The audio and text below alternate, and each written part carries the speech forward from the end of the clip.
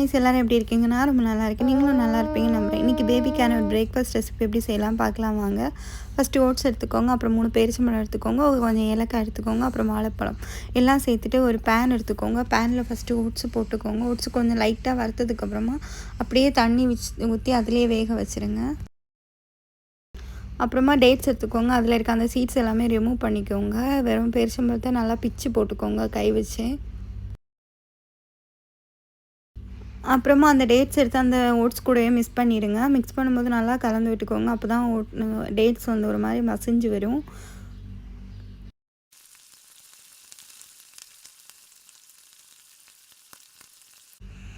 அப்புறமா ஏலக்காய் சேர்த்துக்கோங்க. ஏலக்காய் வந்து வாசனைக்காக தான் ஏலக்காய் சேர்த்துக்கிறோம்.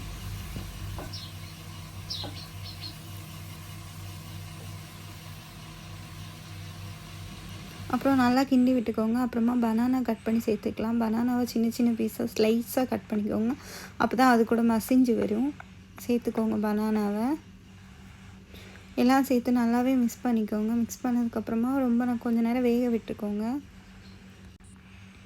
ரொம்ப நல்லாவே எல்லாமே சேர்ந்து மிக்ஸ் ஆகிற அளவுக்கு மிக்ஸ் பண்ணிகிட்டே இருங்க. ஒரு 10 நிமிஷம் மிக்ஸ் பண்ணிட்டீங்கன்னா அது ரொம்ப நல்லாவே ரெடி ஆகிடும். ஆக்சுவலாக இது பேபிக்கு பிரேக்ஃபாஸ்ட் ரெசிப்பியாக கொடுக்கலாம். அப்புறம் ஈவினிங் ஸ்நாக்ஸ் மாதிரியும் செஞ்சு கொடுக்கலாம்.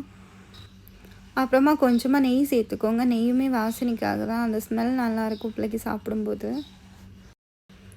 அவ்வளோதான், ஹெல்த்தியான ஒரு பிரேக்ஃபாஸ்ட் ரெசிபி ரெடி ஆகிடுச்சு.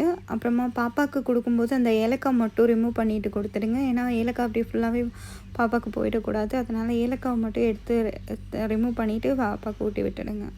ஓகே ஃப்ரெண்ட்ஸ், பாய். இந்த மாதிரி வீடியோ பார்க்குறதுக்கு என்னோடய சேனலை சப்ஸ்கிரைப் பண்ணுங்கள்.